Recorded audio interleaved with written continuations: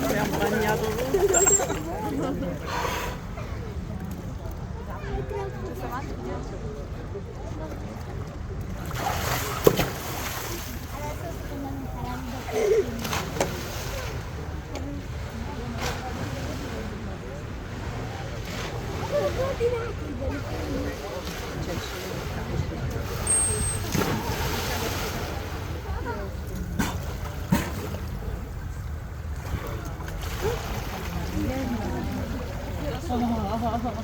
Eric, se gli le robe poi veterinarie?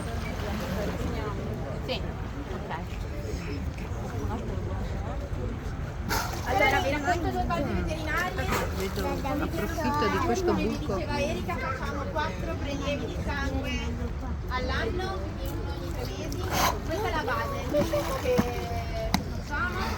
Poi facciamo eco, facciamo sempre 4 eco, total body diciamo, e in più monitoriamo il ciclo vitale. Grazie. Noi abbiamo la riproduzione bloccata.